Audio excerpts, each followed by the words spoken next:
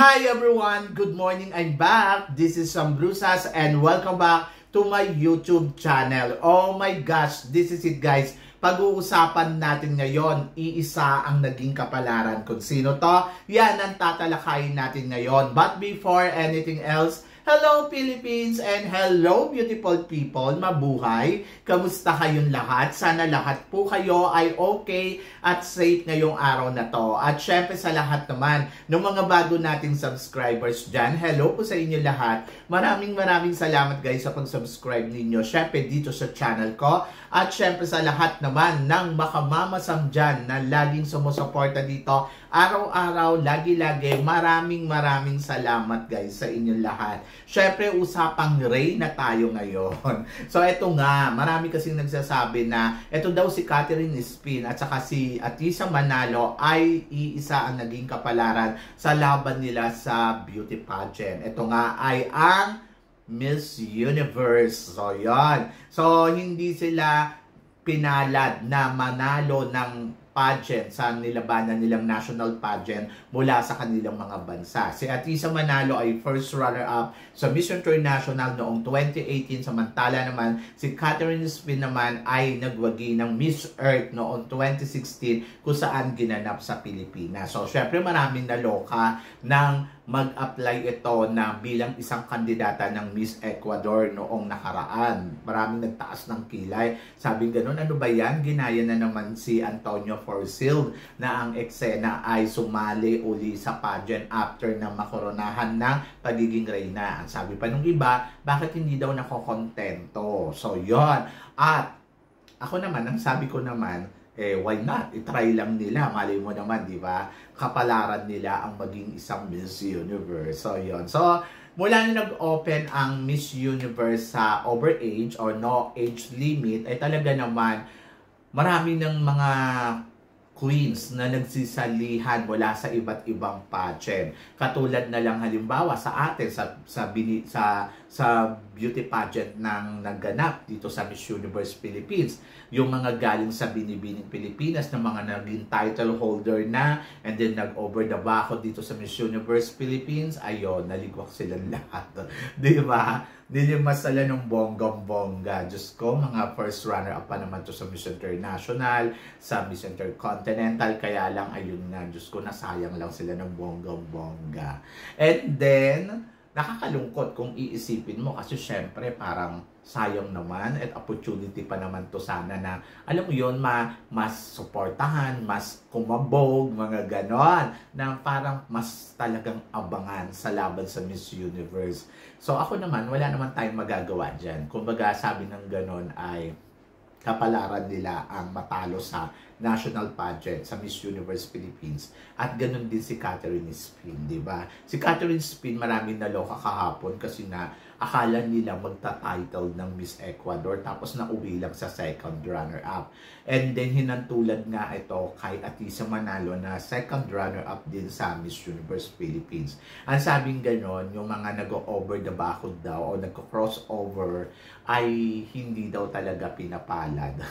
So ako naman parang depende. Bakit naman si Antonio Forsyth binalad naman siya? So depende yun eh. Depende sa laban, depende sa kalaban. Kung ikaw yung pinakamagaling doon, di ikaw yung madanalo. Pero kapag ikaw yung tawag dito, yung ibig ko ba sabihin, may kalaban ka ng mas matindi, wala kang magagawa kung hindi sa'yo mapupunta ang corona. They are looking mas fresh, mas younger, di ba? Bakit ko naman ipapadala yung isang kandidata na parang kung meron naman akong nakikita na mas kakabog pa at mas bongga para sa laban sa Miss Universe. So, ganun yun. At the end of the story, parang baliwala talaga yung mga no age limit na yan ng Miss Universe. Kumbaga, at the end of the story, babaksak pa rin sila dito sa mga younger. And sana, wag na lang sila magpa no age limit. Parang binigyan lang nila ng hope tong mga kandidatang to. And then, doon naman sa nagsasabing parehas na naging kapalaran. Siguro yung pagiging second runner-up na nakuha nila sa kanilang nilabanan na national pageant. Ayun, parehas ang nangyari. Pero hindi ko naman makonsider na parehas sila ng kapalaran kasi lalaban nga si Atisa Manalo ng Miss Cosmo at yung Miss Cosmo ay tinatawag nga natin na parang bagong Miss Universe. Kasi ang meaning ng Cosmo is universe. So, yun. So, another term siya ng Miss Universe. So, parang feeling ko, hindi mo siya nanalo o pinala dito sa Miss Universe Philippines, parang nakuha niya pa rin yung Miss Universe. Kasi, another word nga ng Cosmo is universe. O, diba? So, yun yan. So, iba din yung mga kapalaran ni Atisa Manalo kung ikukumpara natin dito kay Catherine Spin. Kasi si Atisa Manalo, once again, magkukumpit siya ng Miss Cosmo. So, ibig sabihin ay i-represent niya pa rin yung bansa natin sa international pageant. Hindi katulad kay Catherine Spin na talagang sayang kung iisipin mo. Tsaka ang ganda ng pinakitang performance in fairness kay Catherine Spin. Sobrang panalo. Saludo din ako sa babaeng to. Talagang pinakita niya na talagang, she's a queen. Pero ayun nga, wala tayong magagawa. At ayun yung naging kapalaran niya dito sa Miss Ecuador. Marami nagsasabi na sana daw sumali daw uli next year. Ano ba? Stop na. So ako para sa akin, yung mga Reyna na naging title holder na, wag na silang sumali. Para sa akin lang yun Pero kung gusto naman nila sumali, pera naman nila yung ipanggagastos nila dyan, ay go ahead. Ako para sa akin, kung naging title holder na sila siguro sa isang international pageant, be happy and be contented. Wag nilang i-push ng i-push kasi mas mahirap yung paulit-ulit kang natatalo. Buti sana kung mananalo ka na, sure na yon. Pero kasi kung title holder ka, tapos sumali ka, tapos natalo ka, tapos sasali ka uli one more time, parang feeling ko hindi good ideas. Kasi kung nakaraan, hindi ka nga nanalo, hindi ka nila pinanalo, what more pa kaya kung magsasali ka uli sa susunod na taon. So talagang risky talaga yung gagawin mong hakbang. So mas maganda siguro, i-prepare mo na lang yung sarili mo as a Miss Earth. Ganon. Huwag mo na siyang isipin yung universe kasi ayaw sa'yo ng universe. Ganon. So para sa akin lang yun Pero kung gusto niya pa sumali, go ahead lang. Wala naman tayong magagawa. And then sabi nila si Atisa daw ay dapat pa bang sumali sa Miss Universe Philippines? Alam nyo guys, napakasimple lang yan Pag nanalo siya dito sa Miss Cosmo, I think enough. Parang okay na yon na title siya ng Miss Cosmo. And then don't try ever na sumali uli sa Miss Universe Philippines. Kasi parang feeling ko kung hindi ka naman mananalo doon, tapos kahit sabihin pa natin nag-Cosmo title holder ka na, tapos gusto mo pang yung universe, wag na. Is enough para doon sa laban mo. Kumbaga parang wag mo nang hangadin na mag-Miss Universe pa. Kumbaga iwanan mo na yung pageantry na you are a title holder. Na first runner-up sa Miss International at naging title holder sa Miss Cosmo. It's okay, di ba? Kasi kung itatry mo yung universe, tapos nag-title ka dito, paano kung hindi ka ipanalo? Di sayang naman yung titulong nakuha mo dito sa Miss Cosmo. At saka, sabihin pa natin, yes, nanalo ka sa Miss Cosmo, tapos inilaban ka sa Miss Universe, without sure pa rin naman kung ano ang magiging kapalaran mo sa Miss Universe. Ayan, queens ka na. Queen ka na dyan sa Miss Cosmo, ba't ka pa sasali? Kaya ako, para sa akin, kung sakaling mananalo si Atisa Manalo, I think it's enough.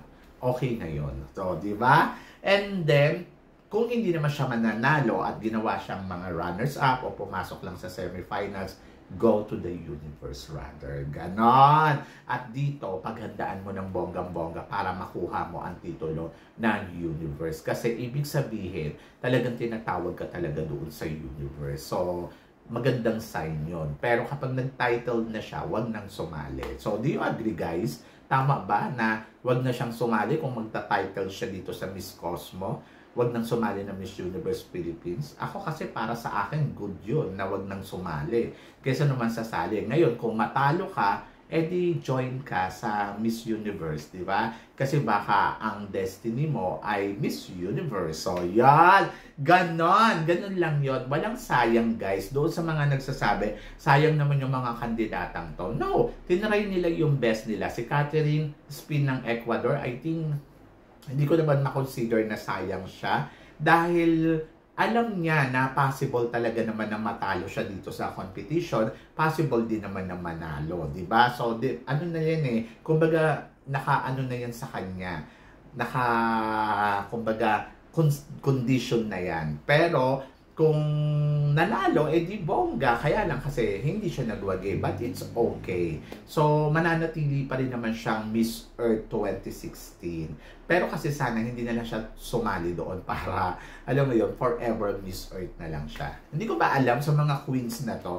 Ako kasi para sa akin, yung mga runners-up, okay na yan eh. Okay na kayo na runners-up kayo, tapos sasali uli kayo. Okay yun, kasi baka sakali na, ay hindi ako para dito. Like example, Atisa Manalo, sumali uli siya one more time. So, hindi ko naman makonsider na talo siya sa Miss Universe Philippines kasi nga kinoronahan siya ng Miss Cosmo. So, ibig sabihin, winner pa din siya. So, hindi mo siya makukonsider na, ay, second runner-up lang siya dito sa Miss Universe Philippines. No, she got a title ng Miss Cosmo International, di ba? Miss Cosmo Philippines. And then, she's a first ever Miss Cosmo Philippines. And then, kung mag-title siya doon, di bongga. So, walang talo. And then, ako, para sa akin, yung mga siguro, yung mga runners-up, okay pa silang sumali. Katulad ng kay Dominican Republic, di ba? Fourth runner-up, then sumali dito sa Miss Universe. It's good. Pero, yun doon naman sa mga title holder na, ayun yung nakakaloka. So, medyo talagang windang ka talaga doon. Kasi parang title ka na eh. So, ang laki pa naman ng Miss Earth, o di ba? Tapos natalo ka. Parang Miss Supranational ka na eh. Sumali ka pa sa Miss Universe tapos first runner-up ka lang, di ba? Kahit sabihin mong nag-first runner-up ka dyan, first runner-up ka pa rin, hindi ka pa rin Miss Universe. Ganon! So, yun, bakit ang dami naman natin first runner-up? Katulad na lang, halimbawa, Miriam Kiambao, first runner-up, di ba? Ba't hindi mo makonsider na she's a Miss Universe. Janine Togonon, first runner-up. Pero hindi mo pa rin makonsider na she's a Miss Universe. First runner-up is a first runner-up. Ganon. So, kaya nakakaloka. Kung supranational queen ka na, wag ka nang sumali. Pinababa mo pa yung ranking mo. Diba? So, agad-agad na ng position mo, pwede ka nang magtaray Pwede mo nga sabayan si Universe diba? Tapos sumali ka sa Miss Universe, tatalo ka doon. So, wala ka tuloy ipagmamalaki na kung nakasabay mo yung reyna ng Miss Universe, parang ano ba? Tatalo kita, supranational ka. Kaya ang taas ng ni Nicaragua, di ba? So, ayun. So, ang akin, sana wag na lang silang sumali kasi syempre, hindi naman magandang tignan pag natatalo kasi sila. But, they try. Ako nga sabi ko nga, sayang si Antonia kasi si Antonia Porcil, pinakamagaling na to Sabi ko nga noon, nako, kung eto sumali noon, sana kasi ang ginawa niya noon, sumali muna siya sa Miss Universe, tapos, sumali siya sa supranational, mga ganon, no? Yung parang kay Lalela. So, parang hindi apektado yung yung title. Kumbaga, parang hindi ka nag-downgrade. Kasi yung kay Lalela, parang second runner-up siya sa Miss Universe, tapos nagpunta siya sa Miss Universe, title ang lola mo. O di parang tumaas yung ranking and din natapos siya na Miss Supranational. Tama ba? So yun. So ako para sa akin siguro yung mga title holder, kung meron kayong planong sumali sa mga ibang pageant, I think unahin nyo ang Miss Universe para yung mga nagpa-plan, di ba? So unahin niyo ang Miss Universe para kung ano man yung maging resulta nyo dyan, tapos pumunta kayo doon sa ibang pageant. So nag-title kayo doon, parang ang laki ng achievement ninyo. So, yan. So, anyway, kung title holder ka na, huwag ka nang sumali. Ayun yung the best. Para makontento ka na lang sa anong meron ka at be happy and grateful. Diba? So, yon. Kayo guys, ano guys ang masasabi ninyo dito sa mga pinag-uusapan natin ngayon? Tingin ba ninyo, parehas nga ba naging kapalaran ni Catherine Spin at saka ni Atisa Manalo sa paglaban nila sa national pageant ng Universe na sinalihan nila? Saka tingin ninyo, dapat nga ba talagang sumali pa ang isang title holder sa isa pang pageant para lang sa Miss Universe? So, comment below para at least malaman ko naman kung ano naman ang chika mo sa mga pinag-uusapan natin. So, yun guys, maraming salamat. Syempre, sa inyo lahat sa walang sawang suporta at pagmamahal na binibigay ninyo, syempre dito sa channel ko. At sa mga hindi pa po nakaka-subscribe dyan, please don't forget to click like and subscribe my channel at i-click na rin po ninyo ang notification bell para lagi kayong updated. Syempre, sa aking mga chika. Sabi ng ganon, always keep smiling and always think positive. Walang imposible guys. Magtiwala lang tayo sa itaas. Kaya guys, hanggang dito na lang. Hanggang sa muli natin chikahan. Paalam! Thank you guys. Have a nice day.